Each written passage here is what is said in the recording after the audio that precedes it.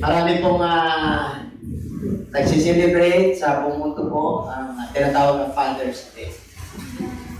Okay? At salamat at every year ay nakakaroon po ng ganitong mga celebration pag-recognize.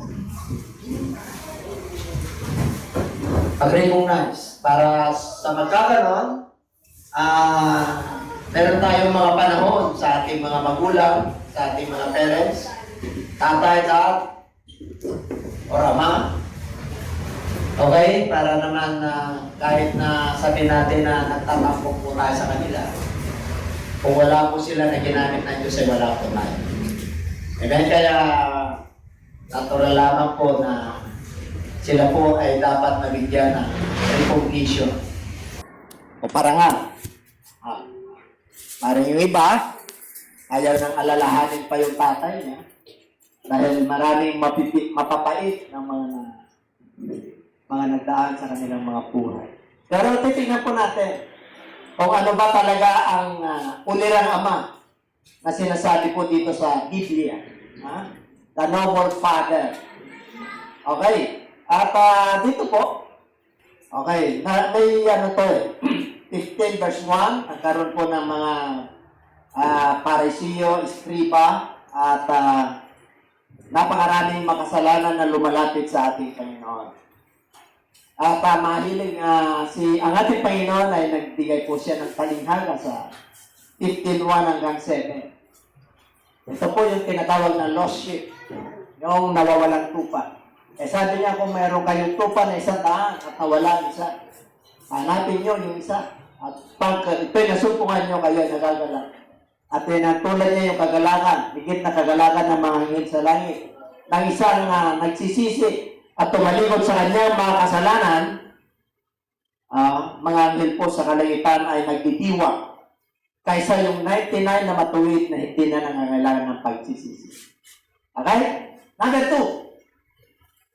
Luke 15:8-10, the lost coin. Puro lost yan. Puro lugi. Lugi.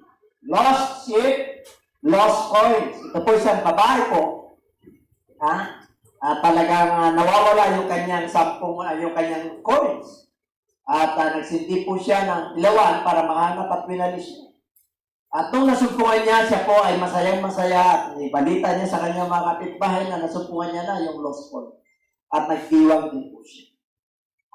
At ang sabi ng ating Panginoon, higit na nagagalak ang mga anghel ng Diyos sa langit. Kaysa isang yung nasumpungan na nawala. At o kaya yung isang nagsisisi na tumalikod sa kanyang mga kasalanan. Kaysa yung mga matutuwid na hindi kailangan ng pagsisisi. At ngayon, our topic is on the lost son. Amen? Tatya pa tayo. Dito tayo tatakbo. Lost son. Alibughang anak. Ayan. Nawawala. The lost son. Yan yung halimbawa po. Ano ba ang moral lesson? Itong alibughang anak na kung saan binigyan ng talinghaga ng ating Panginoon. Ano ba ang katangian ng isang tatay dito? Gusto niyo malaman? Ngiti na. Ngayon ko lang din nalaman ito. Alam niyo pag nagbigay ang Diyos ng katalinuhan. Diba? Amen? Ang sabi po sa 2 Corinthians, kung hindi ako nagkakamali, ears never heard, or eyes never seen. Hindi nila nakita, hindi nila narinig, hindi nila narinig yung katalinuhan ng Diyos. Mga maharlik at matatalino at mga propeta noong unang panahon ang gustong makarinig ng karunungan ng ating Panginoon. Pero hindi nila narinig. Pero sa panahon natin ngayon, kahit na himpil tayo, we are Gentiles, we are hidden. Ibig sabihin, himpil po tayo, wala tayong relasyon sa Diyos. Pero nahabagan Diyos. Kaya yung parables na ito ay binigay sa atin ng Lord para maabot po natin kung anong ibig niya sabihin. Amen? Nakatala ba kayo? Talapakan natin ang ating Lord. them looked, and the younger of them said to his father, Father, give me the portion of goods that falls to me. So he divided to them his livelihood. Okay, verse 12. Alam niyo po, ang kautusan, honor your father and your mother. One of the 10 commandments of the Lord.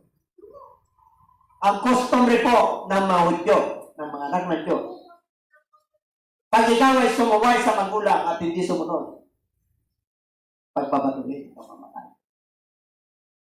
Pero katindi yun. Ay ito, kinuha niya ng mana niya. Kinuha niya yung mana niya. Siguro, ang ugali nitong bunsong kapatid, talagang makulit, matigas ang ulo,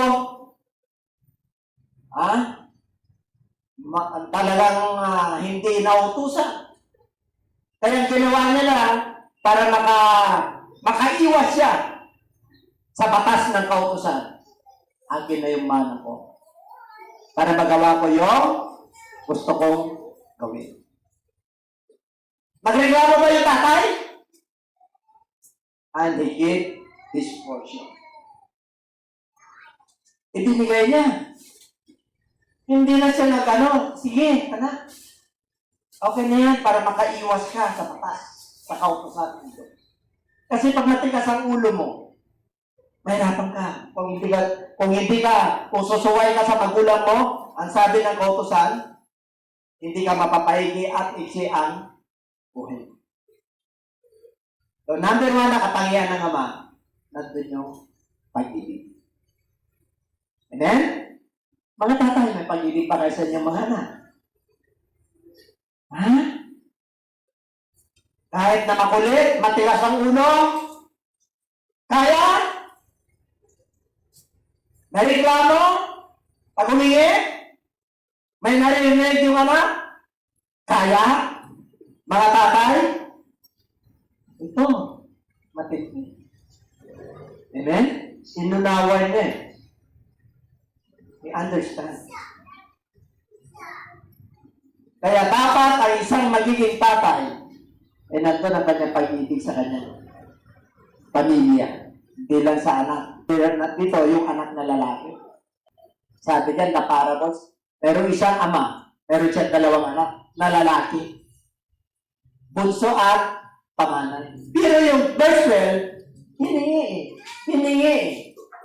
Anong humingi? Yung bunso. Verse 13. Tingnan mo ang pag-ibig ng kanyang tatay. Grabe.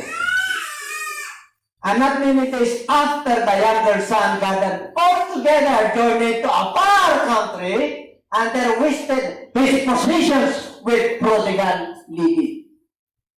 Ito, sabi niya, inipon niya lahat, yung pinagkintahan, lahat yung, siyempre hindi niya mabuhat yung mga goods, yung mga properties. So, ang ginawa niya, binenta niya lahat, inipon niya. At siya po ay lumayo sa kanyang tatay. Dala yung kanyang mana. At sinabi po ng Bible, he wasted, nilustay niya, okay, riotous living sa iba dyan, prodigal living. Ibig pong sabihin, nilustay niya yung kanyang mana. Okay? Verse 14. But when he had spent all, there arose a severe famine in that land, and he began to be in want. Samantalang nalustay niya na lahat, nagkaroon ng kagutom doon sa pinuntahan niya. Nagastos niya na lahat Pero sa pangangailangan, wala na siyang pagtibok. Wala na. Ubus na. Nalustay na Okay. Andyan pa ba kayo? Mga ano to, para sa mga anak Huwag kayong gano'ng malustay. Kailangan. Okay. Anong ginawa niya sa 15? Then he went and joined himself to a citizen of that country, and he sent him into his fields to feed swine. Okay. Nagipamayan po siya. Yung yaman niya, yung mga barkada niya dati, na sikat siya, yan ang tagapin niya. Nakijoin na siya. Walang trabaho. Tagkutom eh. Di ba? Pandemic ngayon, walang trabaho. Di ba ngayon? Nagugutom ka ba ngayon? Kaya na pandemic? Hindi naman ah. Binibigyan naman tayo ng basic na word eh. Pero noong panahon nila, gutom talaga. Kasi sinabi ng Bible, walang gustong tumulong sa kanya. Nung siya po nagpapakain na ng baboy, upahan na po siya, puhin na po siya. Oh, yung pagkain ng baboy nila, mga bungang punong kahoy. Eh ngayon, wala nang magbibigay sa kanya. Kahit na yung bunga ng punong kahoy na pagkain ng baboy, walang tutulong sa kanya. So, ano ginawa niya? 16. Para siya nagsa ng gutom, and he would gladly have filled his stomach with the pods that his swine ate, and no one gave him anything. Wala. Ang tawag ko dyan, personal encounter niya, experience niya. Di ba, mga anak, may mga personal encounter kayo? Kayo lahat, kahit natatay. Walang exempted yan. Sa verse 17, anong ginawa? Sa 17, but when he came to himself, ito na, no, nagkaroon siya ng kamalayan. Kamalayan. Una kanina, love. Nung nagkaroon ng kamalayan yung anak. And when he came to himself, he said, how many of my father's heart a servants have bread enough unto spare, and I perish with hunger? Namuni-muni niya, dumating yung kanyang kamalayan, abay, bakit ako naghihirap dito? Nagpapakain ako ng baboy, pati baboy, nagugutom na rin. Wala na akong makapakain, walang tutulong sa akin. And when he came to himself, nagkaroon siya ng kamalayan. Nagkising siya sa kanyang kalagayan. Ang sabi niya sa amin, ang daming alila, ang daming katulong, mayaman sila, may kakayanan. Eh ano kaya gagawin ko? Pray enough, sobra-sobra kami ng pagkain doon. And I perish with hunger, samantala dito, gutom na gutom ako. Kaya ba kayo nun? Maraming pumapayag nun. Marami. Number 2. Nakarakteristik ng kulera naman. Okay. Gusto niyo malaman? Kanina sobrang pag-ibig niya, di ba? Pangalawa yung compassion. Karoon siya ng compassion. Tingnan natin sa 18. Sabi niyo mga bata, nagdesisyon siya, yung kanyang anak na bunso. I will arise and go to my father. I will say to him, Father, I have sinned against heaven and before you. Madali bang tanggapin yan? Yung pride mo, ibaba mo? Madali ba? Hindi madali yun. Akala mo natin, madaling basahin. Pero sa akin, hindi basta-basta yan. Pero mo, niluspay niya yung kanyang kayamanan. Nagtahanan siya sa kautusan. Pag siya ibabalik, babatuhin. Kasi umalis na siya, itinakwil. Hindi siya itinakwil ng kanyang tatay. Hindi. Tatanda natin, ha? Sobrang kanyang pag-ibig. Binigay niya yung kanyang mana. Kahit nalabag sa kautusan. Kasi mawawala yung anak niya. Papatayin mo. Kasi lumalabag siya sa utos na Diyos. Kaya yung pag-ibig niya, nirelease niya sa anak niya. Eh, problema yung anak niya, nilustay yung yaman. At problema, babalik. Pag bumalik yun at nakita ng mga kapitbahay, anong sabi ng kautusan? Babatuhin. Remember, hindi ganun kadali po yan. Hindi kadali ganun magkaroon ng compassion sa iyong anak. Nilustay niya, kahiyan ang ginabot mo sa pamilya mo. Pero sa kabila mo, anong ginawa ng tatay? Gusto niyo malaman? Ha? Palapakan natin ang Lord. Okay. Nung yung anak, ang sabi niya, I will rise up. Kailangan kumangon ako. Kailangan lumaban ako. Kailangan I accept. Meron akong acceptance. Kailangan magpakababa ako. Bakit? Saan siya nagkasala? Saan? Sa Diyos. Sa batas ng Diyos. At sa batas ng tao. Ano ang kasalanan niya? Kaya piniriski yung pagbalik niya sa kanila. Delikado yan, papatuin siya. Pag nalaman ng mga tao na bumalik siya. Amen? Yan pa ba kayo? Sa panahon natin, hindi ka nababatuhin o sigit ka na lang. Ay, pumalik, dumati. Di ba yun? Alibugan nga na tigas ng ulo. Di ba? Dahil ka tatanggapin na kahiya. Pero dito talaga papatay, easy ka. Verse 8:19. And I am no longer where to. Dumating! Sabi niya sa kanyang isip, ito ang gagawin ko, and I am no longer worthy to be called your son. Make me like one of your hired servant. Hindi na ko karapat-dapat na maging anak mo. Yan yung naglalaro sa isip niya. Kaya puntahan ko mo. Kaysa mamatay ko sa gutom, puntahan ko yung tatay ko, sabi ko sa kanya, nagkasala ko sa mga nasa langit, nagkasala rin ako sa iyo. Gawin mo na lang din akong alila. Kasi wala na siyang yaman. Wala na siyang portion eh. Inuubos eh. And he arose and came to his father. Siyempre, bago ka pumunta ron, magnilay muna ka. Ano kaya dapat kong gawin? Papatuhin ako, papatayin ako. Kaya anong ginawa niya? Patas na Diyos mo. Lord, forgive me, Lord. Para matouch yung mga tao, hindi siya makita, di ba? Ang unang niya na-recognize yung amang masala. Bago yung kanyang tatay. Di ba sabi niya, nagkasala ako sa Diyos at nagkasala ko sa tatay. Alam niyo, lumakas ang loob niya. And he arose and came to his father, but when he was still a great way off, his father saw him and had compassion and ran and fell on his neck and kissed him. Nandito characteristic ng punira naman, habang compassion. Sa panahon natin ngayon, marami bang may compassion na tatay? Pag nagkasala yung anak, nagkamali, ang daming sumbat yan. Ito hindi niya sinumbatan eh. Ang ginawa niya, inaabangan niya yung tatay niya, yung anak niya. Pinagpipray niya na sana isang araw babalik yung anak ko. Ang tindi ng tatay, no? Hey, kasi ang sabi ng Bible, malayo pa lang, but when he was still a great way off, ibig sabihin malayo pa lang. Alam niya na yung shadow, yung pagtakbo ng anak. Alam niya. Alam niyo ba yung shadow ng anak niyo? Likod lang, alam niya na. Ha? Pagkatabi niyo na, hindi niyo pa alam. Ibig sabihin, pag ikaw yung tatay na may kamalayan, alam mo yung kahinaan ng anak mo. Alam mo yung pangangailangan ng anak mo.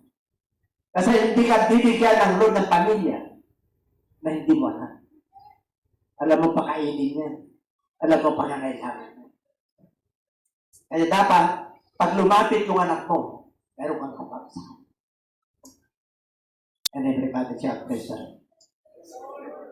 So, second characteristic of a noble father, you must have a compassion. Everybody say it. Grabe ito. Alam niyo kung bakit niya inaabangan yung kanyang anak? Kasi papatayin siya. Papatayin siya. Sa batas nila?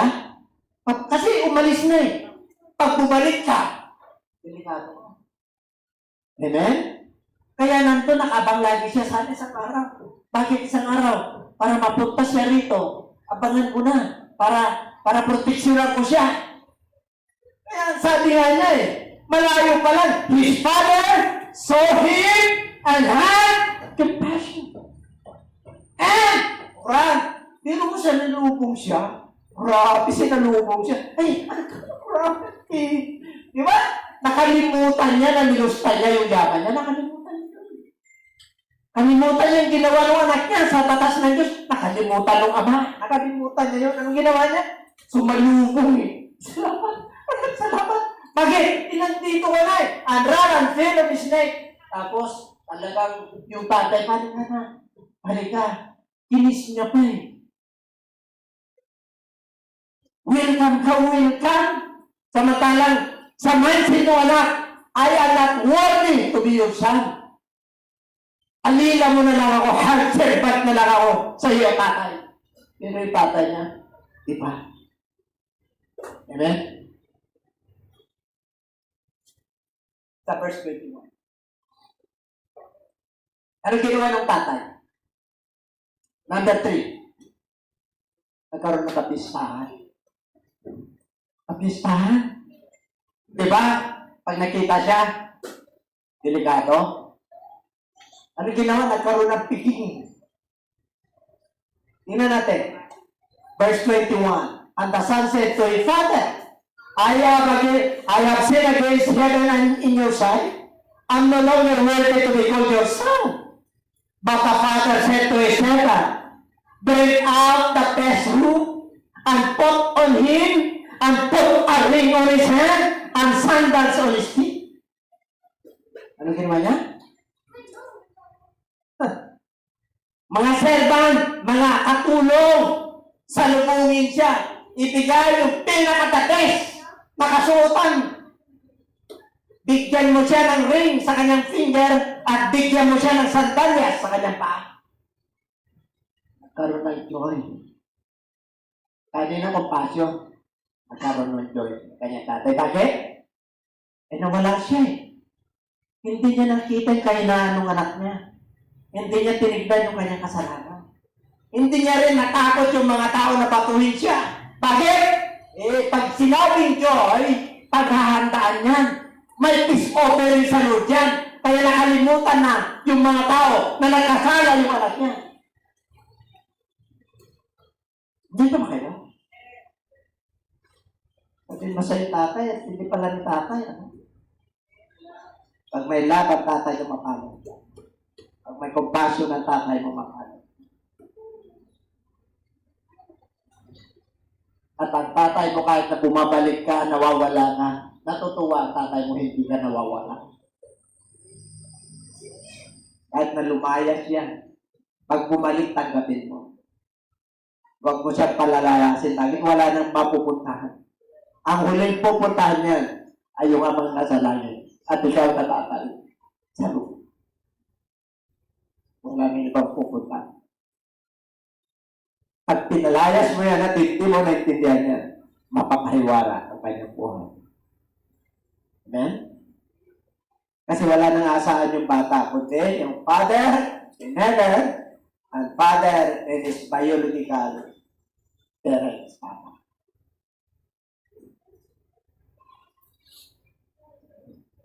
Masarap ba maging tatay?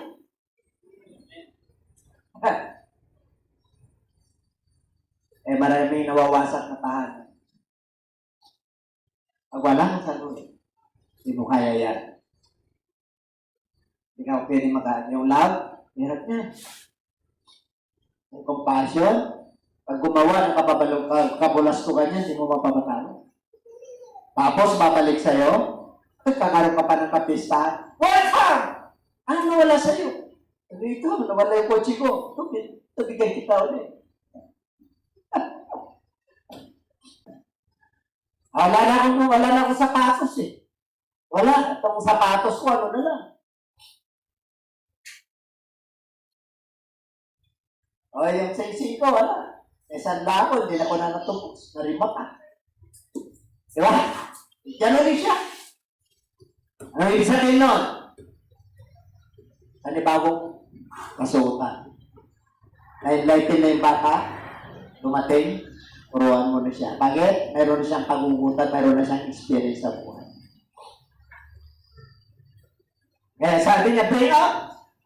Verse 23. And bring the fat, biro mo, yung matataba, yung inaalagaan, fatted calf, here and kill it, and let us eat and be merry.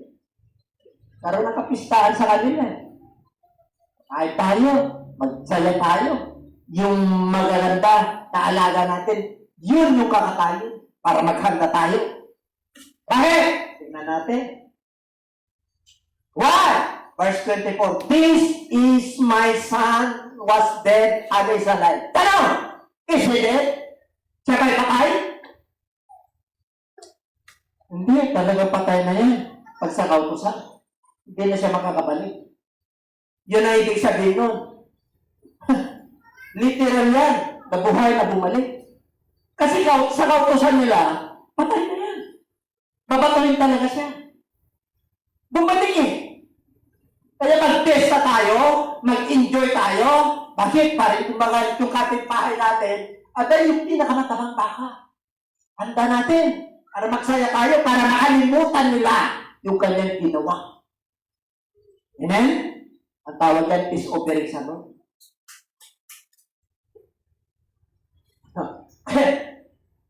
For this is my son was dead and is alive. Ito, patay na yan. Patay na yan sa kautusan. Patay na yan sa customary natin. Wala na yan. Lumayas na yan. Kinuha niya yung mana niya. Hindi na siya pwedeng bumalik. Bakit? Ang kalaban niya, people of the Philippines versus, di ba pag may kaso nga? Oh? Ano kalaban mo?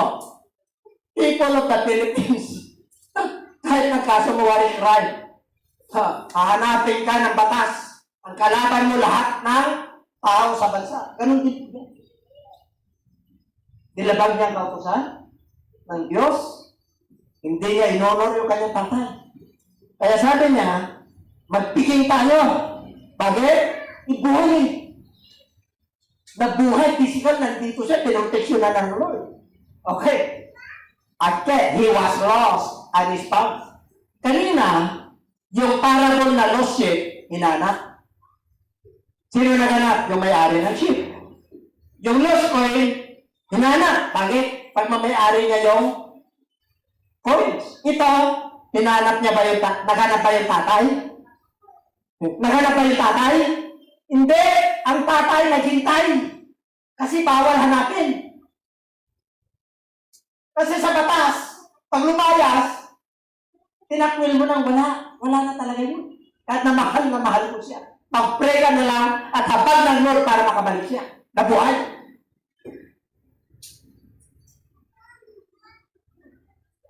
Pero mo, sinuotan siya ng damit. Wala nang sandalyas, wala nang siyang alahas. Tapos yung matatabang baka na alaga nila. Grabe. Grabe ang pagmamahal ng tatay. Kaya ba yan, mga tatay? Ha? Kalit na nung anak mo. Alam mo na yung kanyang ginagawa. Hindi nagagraduate yan. Daming barkada. Tuwait. Hindi ka naman nagkulang. Bakit? Proverbs 22 verse 6. Train up a child the way he should go. And when he is old, he shall not depart from it. Alam nila kung kusan eh. Kailan? Hindi siya sumunod. Pero yung tatay hindi naganap eh. Naghintay. Grabe ang tatay na to, pinagpipray niya lagi sa araw. Yung anak, samantalang ito ang gagawin ko balik ako, gutom na ako, magpakababa ako, agatin ko na kalagayan ko, kahit na alila na rin ako, okay na rin. Basta ako, hindi ako papayag na magutom mamatay dito na walang ginagawa. Dapat ganun tayo. Mga anak ha? Lumaban ka, sabi mo siya katabi, lumaban ka. Sa buhay na to, fight a good fight of faith, mananampalataya ka na. Kasama na mo ng Diyos sa labanan ito. Kaya kaya mo, sabi mo siya katabi, kaya mo kapatid. Kaya. Okay, palapakan natin ang ating Lord. Kaya. Ito nasa under the loto sa kautosan, kaya eh. Ang Diyos pa, di ba? Oh, hindi na pag-iibig niya sa kanyang anak, ano? Susunod na verse. 25. Tignan mo yung tatay. Number 4 characteristic ng tatay. Ano? Pag-ibasa. Pag-ilahas. Humility, meekness, or humbleness. Mababa. Nagkamali na sa batas ng Diyos, nagkamali na sa batas ng tao. Pero dahil yung tatay niya mababa, hindi niya sinumpatan. Tingnan natin, verse 25. Ito siyempre meron siyang older brother, di ba? Dalawa sila. Yung parable eh. 25, now his older son was in the field. And as he came and drew near to the house, he heard a music and dancing. Nagkakaroon ng pigi, kapistahan. Ano yun? Sabi niya sa alila. dumating yung older brother. Eh, syempre, ano siya sa field eh. Mga sheep, nag-alaga siya. Ano yung naririnig ko, bakit may mga music? May mga kantahan, may mga awitan, may mga sayaw. Sabi niya sa verse 26. So he called one of the servants and asked what these things mean. Ano ibig sabihin nito? 27. And he said to him, your brother has come. Your brother has come. Tumating yung kapatid mo. Bakit? Dumating siya safe and sound. Ibig sabihin, safety siya, protektado siya, buhay. Kaya sabi niya, your father has killed the fatted lamb. Yung mga alaga mong matataba. Siyempre, yun ang kinatay. Negosyo to eh. Imana ko to eh. Imana niya na tayo na, di ba? Ay, siyempre, masama loob. Andiyan pa ba kayo? Isa ba sumasama loob niyo sa tatay niyo? Ha? Dahil may favoritism ba? Ha? Ano pa kayo favoritism? Sana? Ha? Bakit natatawa kayo, no? Hindi ka ba magkailan, no? Ha? Meron pa kayo favorite sana? Iliban na lang kung anak ko, isa lang. Pangaday at punso. Isa lang eh. Ayun na lahat ang pag-ibig ko. Favorite mo talaga. Pero pagka punso at panganay, favorite mo rin. Pero pag marami-rami, medyo mamisinterpret ka ng ibang anak mo. Lagi siyang Di ba? Tapos, tumutubo na yung sama ng loob. Tingnan natin. Okay. Okay. Basahin natin. But he was hungry and would not go in. Therefore, his father came out and pleaded with him. Alam niyo, sa sama ng loob niya, ayaw pumasok. Kahit na gutom na siya. Gutom yung older brother, ayaw niya pumasok sa sama ng loob. Bakit? Eh, siyempre, nalaman niya, kinatay pa naman yung mga alaga niya. Kayo ba papayag doon? Siyempre, sa sama ng loob mo, di ba? E, dyan pa ba kayo, mga anak? Di ba sa sama ng loob mo? Di mo rin ni tatay ito. Bunso, ang ginawa na yung yaman niya bumalik. Abay, pinaghandaan pa na kapistahan. Abay, may bagong hurog pa na test. Hindi yung hurog na ukay-ukay na test, sabi ng Bible. Yung mamahalin, the best. Ano pa? The best, pati yung ring. The best, pati yung kasuotan ng sandalyas. The best lahat yun. Pati yung pagkain, the best. Siyempre, ayaw pumasok doon na. Ay naman ganito. Ano ginawa ng tatay? Dahil mababa siya at maamo siyang tatay. Siya lumabas eh. Kaya nyo iba tatay, nawalabas. Amuin nyo. Kaya, hindi yung patalasan ng tatay nyo, sana namatay ka na. Kanang bumalik. Nandito ka pa ka, hiya-hiya ka sa lipunan at saka sa kapit-bahay natin. Tingnan ang ulo mo, tatlo sungay mo. Diba? Dito ba kayo? Hindi alam yung kami ito. Ipagsarahan ng gate yan. Black sheep yan, black sheep. Ano ba ganyan? Ha? Pag mananampalataya ka na, tupa ka na ni Lord. Tatay. Siyang lumapit eh. Hayaan mo na. Hayaan mo na yung the best na yan. Bakit? So he answered and said to his father, Lord, tignan nyo, this many years I have been serving you. I never transgress your commandment at any time, and yet you never give me a young goat that I might be married with my friends. Grabe na to. Dito na ako, lumaki sa'yo. Tay, nalagahan ko. Hindi ko kayo pinabayaan. Hindi man lang kayo nakanta sa akin, kahit na kambing, para sa akin kabarkada. Ano ba naman yan? Diba? Grabe yung tatay na to. Mainis ka rin, pabinsan Hindi mo ba nawan yung tatay mo? Bakit? Puno-puno siya ng pag-ibig. Puno-puno siya ng compassion. Nagagalak pa siya sa'yo pag bumabalik ka Kahit na nilulustay ka bababalik. Salamat po sa na-realize niya, kailangan niya pa rin pala. Ano yung number po? Meekness, humility. Dahil sa kayan, di na lumapit sa tatay. Pananahin yan. Wala yan. Talod na tayo. Sarap na magiging udirang ama, no? Kaya, patulong ni Lord. Okay, tingnan natin.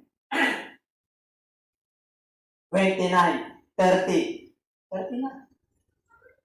But as soon as the son of yours came, was debarred your livelihood with handles, you killed the fatted calf for him. Itong tumatay na bunsong anak mo, itong kapatid ko na to, niluspay niya yung ating ari-arian, yung kanyang mana, para sa mga babababang lipat. Ay, playboy. Playboy, guwapo, kaya na ubus. Ubus eh. Yun ang guwapo rito. Katabi ko kung guwapo yan.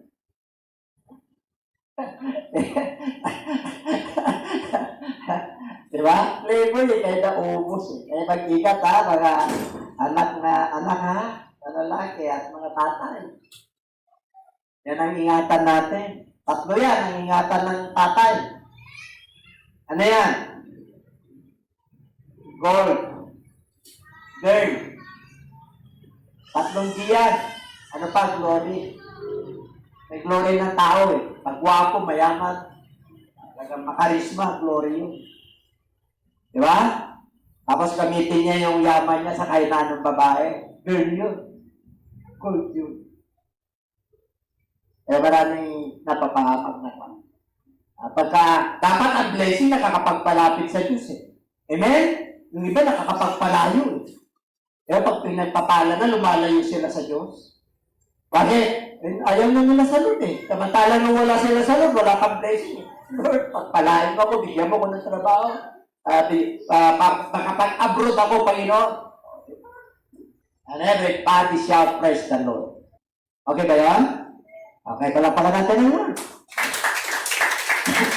Sabi ng elder son eh, sabi niya tatay naman, nilustan niya ng yaman natin, bumalik, ginamit niya sa mga chicks, tapos yung alaga kong matabang mga baka, binigay mo sa kanya, pinaghanda mo lang. 31! And I said to him, son, you are always with me, and all that I have is yours. Tulog eh. Tulog yung panganay eh. Tulog.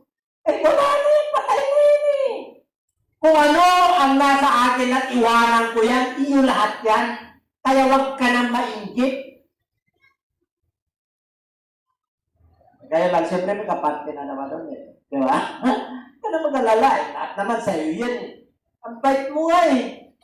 Hindi mo naman kailangan ng pagsisisi dahil sumusunod ka sa commandment mo, sumusunod ka sa utos.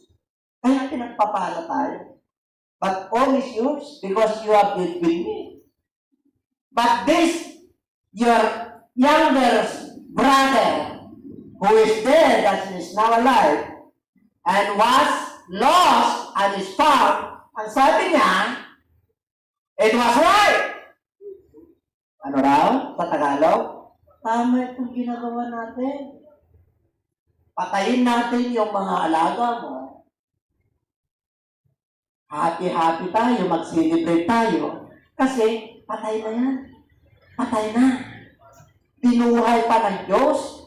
Yung mga tao hindi nagalit para pagbabatuhin siya, pagbalik niya. Kaya natural lang na tayo ay mag-happy-happy at mag-celebrate peace offering natin sa Diyos na nasa langit para maibsan yung galit ng mga tao sa atin.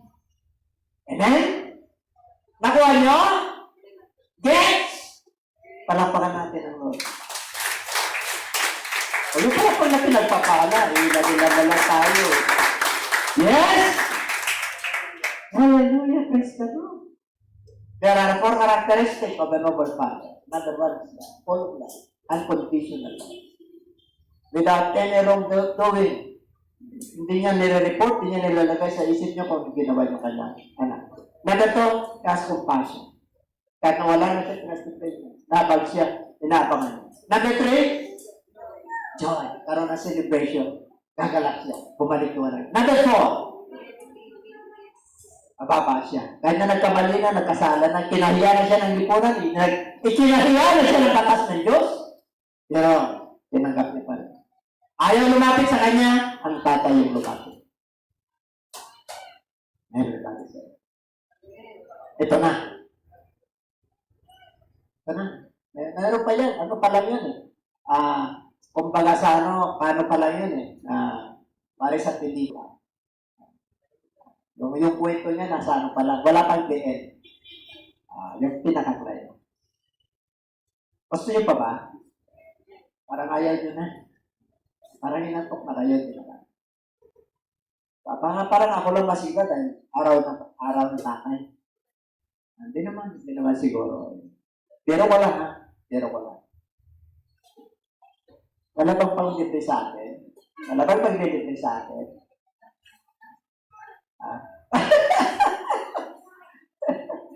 Kung wala kayong pang-depre sa tatay niya, ang tatay niya mag-depre.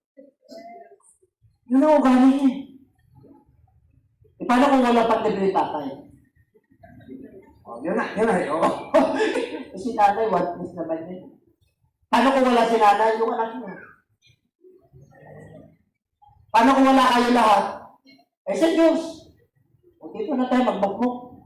Amen? Maglugaw tayo rito, kahit na paano. Lagyan mo ng 1 kilong yan. Manok. Para tayo, arroz caldo tayo. Magpiging tayo na pamilya. Makalimutan na natin yung kahinaan niya, yung kasalanan niya. Okay? Amen? Napanood ako kagabi. Ganda. Bihira ko panood. Lumuha rin ako. Si Pastor hindi na lumuha.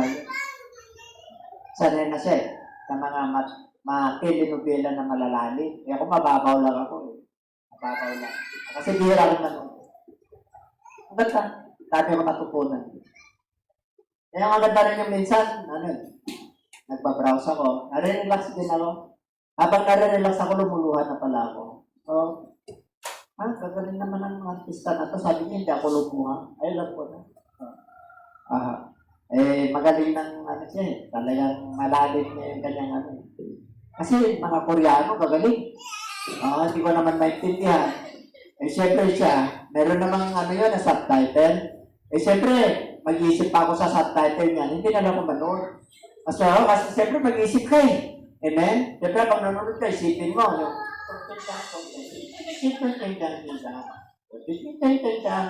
Siyempre, isipin mo yun eh.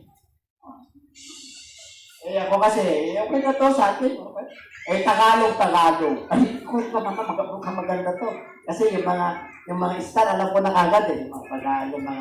Yung mga magagaling sa drama. Halika, samahan mo ako.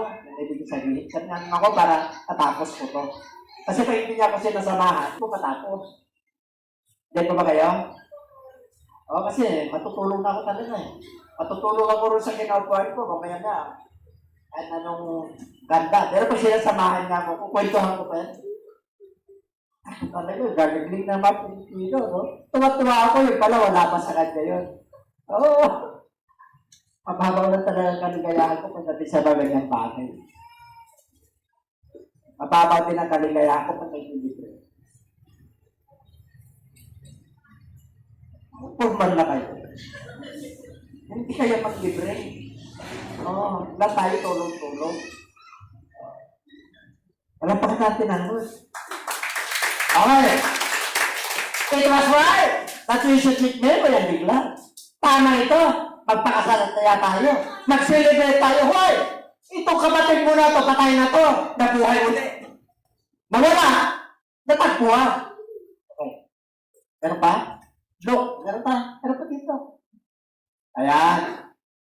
Basa. If a son asks for a bread from any father among you, will he give him a stone? Or if he asks for a fish, will he give him a serpent instead of fish?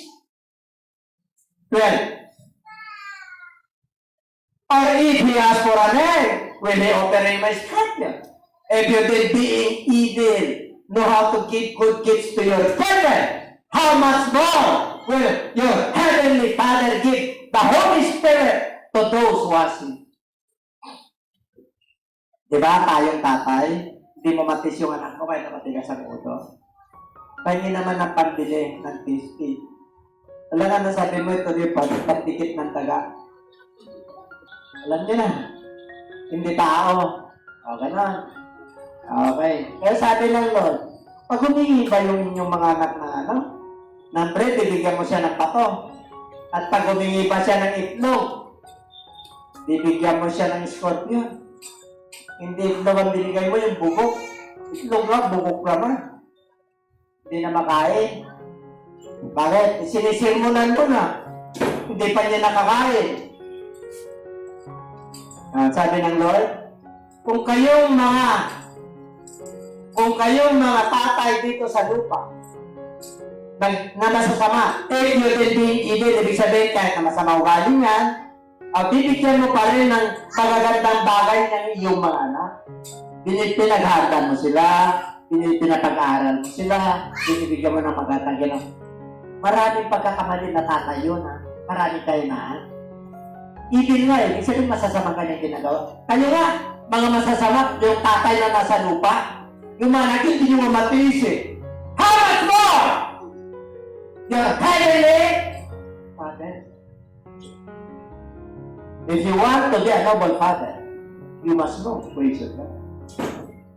He is the greatest supplier. If you want love, you ask God. If you want compassion, you ask God. If you want joy, you ask God. Kasi meron tayong compassion pansamantala. Yung awa, yun yung compassion na galing sa Diyos. Kahit anong ginawa yung anak mo, hindi mo may re-record yan sa isip at puso mo na masama yung napapatawad mo. You know why? Because there is the love of God. Siyang nangunguna sa buhay. Kaya kaya. Kasi yung mga tatay na wala sa Diyos, sinasawran din nila.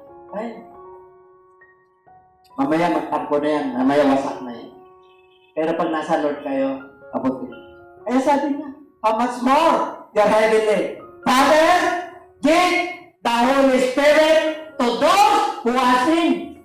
Sa book of Matthew chapter 7, the heavenly Father will give you good things. Ayan na, good things. Ibig sabihin, pag may Holy Spirit ka, pag may instruction ka sa Lord, meron kang Word of God, nakikinig ka, binabasa mo, at sumusunod ka, siya ang magkukumpleto sa iyo para magiging uniran ama ka. Yung Holy Spirit ang magbibigay ng gabay sa iyo. Sarap ka man sa financial, sa pagkain, sa bread, pero punong-puno ka ng love ng ating Panginoon, may papadala mo yan, samahan mo sa buhay. Kumpleto kayo sa pamilya. Walang sumbatan. You're not perfect. Because the Bible tells us that you must perfect, therefore, because your heavenly Father is perfect. Hindi tayo perfect. Pero sabi ng Lord, you must be perfect. You cannot be perfect without the Lord. Yes, meron kang love, pero limitado. Pag naasar ka na, sumpatan mo na yan. Hindi mo natatanggapin yan. Layas! Suwail ka. Diba? Pero pag nasa Lord ka, oh, salamat Lord. Pumalik siya. Siguro natuto naman na siya yan nung naglayas. Marami nang natutunan yan sa iyo. Lalo na pag mananampalataya anak nyo.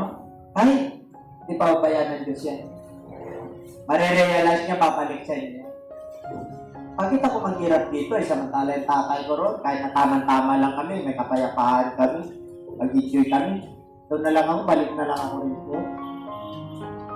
Amen? Meron pa kayo mga anak na ganyan? Pumabalik o ayaw nang pumalik? Ayaw nang pumalik kasi ayaw na kayo makita. Meron ka na. Umiiwas siya, responsibility. You can be a good, a noble father if the Lord is with you. You know why?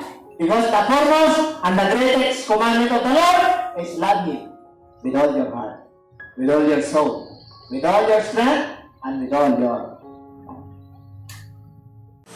Magandang gabi po sa inyong lahat, sa lahat po ng aming mga viewers at taga-subaybay po ng ating programa dito po sa JCLGAA, Maraming salamat po sa walang sawa ninyong pagsubaybay sa ating programa na napapanood po natin tuwing Friday and Sunday po sa ganap na ikapito at ikawalo ng gabi. Naway patuloy po tayo sa suporta sa gawain ng Panginoon at patuloy po natin ipag-pray na ang pagpapala po ng Diyos ay patuloy na lalaganap po, lalo na po ang pagpalaganap sa mabuting balita ng kaligtasan.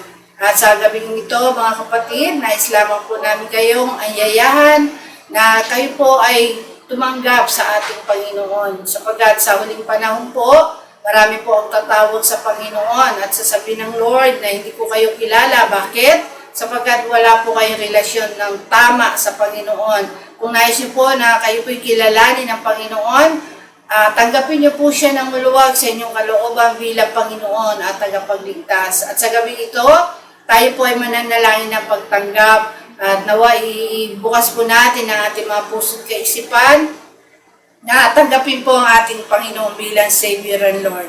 Kaya tayo po ay mananalangin at sumunod po kayo sa maikling panalangin ng pagtanggap sa Panginoon. Bigyan po natin ang ating mga mata, taas po natin ang ating dalawang kamay at sumunod po kayo sa panalangin ng pagtanggap. Ama banal na makapangyarihan sa lahat, aming Diyos na buhay, maraming salamat po sa oras na ito. Tinatanggap kita sa aking buhay. Patawarin mo po ako sa lahat ng aking pagkakasala na nagawa laban sa iyong harapan. Patawarin mo po ako, linisin mo po ako, at gawin mo po akong karapat-dapat na maging anak mo.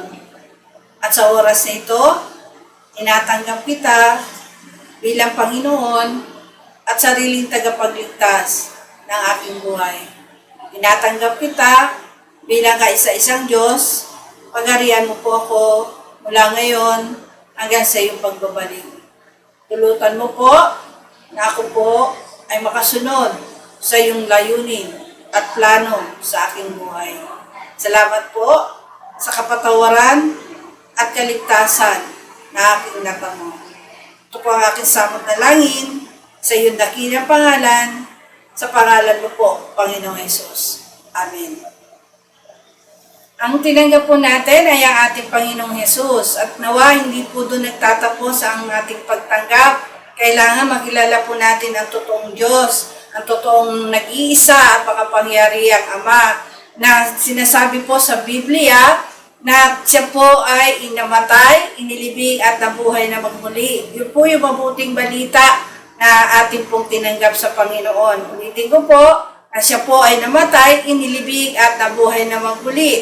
Tayo po bilang mga tao, kailangan maranasan po natin itong mabuting balita ng ating Panginoon. Kaya nga po mabuting balita, ito po ay may dulot na kapakinabangan, hindi lamang po sa buhay na ito, kundi sa buhay na darating. Sa pagkamatay po ng ating Panginoon, yung ginawa po nating pagsisisi, yung pagtanggap po natin sa ating Lord bilang Savior and Lord, yun po ay nagsisimbolo po ng kamatayan ng ating Panginoong Hesus. Yan po ay matatagpuan po sa 1 Corinthians 15:1-4, na sinasabi doon na siya po ay namatay, inilibing at nabuhay na magmuli. Tayo naman po ay gaganap sa mga bagay na ito bilang pagtanggap at pagkilala po sa mabuting balita ng ating Panginoon. Ano po yung ating gagawin? Na tayo po ay magsisisi, kailangan tayo po mabautismo sa pangalan ng ating Panginoong Hesus sa ikapagpapatawad sa ating mga kasalanan at tayo po ay tatanggap ng Holy Spirit. Kung tayo po ay may tamang relasyon sa Panginoon na napatawad po ang ating kasalanan, nagsisi po tayo sa ating mga kasalanan, at tayo po ay papatawarin ng Panginoon at bibigyan ng kaloob ng Holy Spirit. Napakaganda po itong plano ng kaligtasan ng Panginoon. Kaya nga po sinabi sa Mark 16:16, ang sino man sumampalataya at mabautismuhan ay maliligtas. Inulit din po yan sa mga Gawa 2:38 na sinasabi po doon na tayo magsisi, tayo po ay pabautismo sa pangalan ng ating Panginoong Hesus, at tatanggapin po natin ang kaloob ng Holy Spirit. Nawa maniwala po kayo dyan at sundin po natin ang nais ng Panginoon sa ating buhay upang tayo po ay maligtas, upang tayo po ay magkaroon ng buhay na walang hanggan. Sapagat kung wala po tayong relasyon sa Panginoon, hindi po tayo paghaharian ng Diyos. Hindi po tayo makakapasok sa kaharian ng Panginoon. Kaya napakahalaga po na tayo po ay maniwala sa gospel ng ating Panginoon, sa mabuting balita, upang tayo po ay makatamo ng totoong kaligtasan sa ating mga kaluluwa. Maraming po salamat at nawa patuloy po natin bigyan ng puwang sa ating mga puso, sa ating mga kaluluwa, na tayo po ay magkaroon ng panahon sa pakikinig at pakikinig ng salita ng Panginoon upang ang ating pong pananalig sa Diyos ay patuloy na lumago, lumawak at tumibay, lalo na po sa panahon natin ngayon na napakarami pong kaguluhan, napakarami pong kabalisahan sa mundong ito. Kung wala po kayo matatag na pananampalataya sa Diyos, paano po natin matatagalan ang hirap na ito? Pero kung nandiyan po ang Panginoon sa buhay ninyo, tinanggap nyo siya bilang Savior and Lord, makakaasa po tayo na hindi niya po tayo pababayaan. Bagkus tayo po itutulungan ng Panginoon na mabuhay ng may tunay na kapayapaan na bigay sa atin ng Panginoon.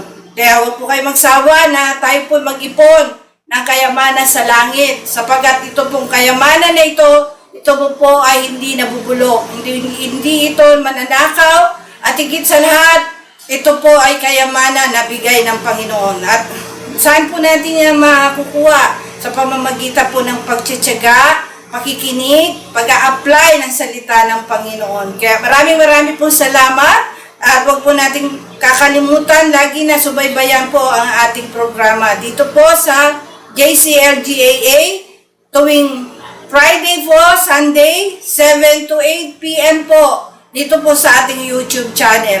Maraming po salamat at pagpalain po tayong lahat ng ating Panginoon. God bless you.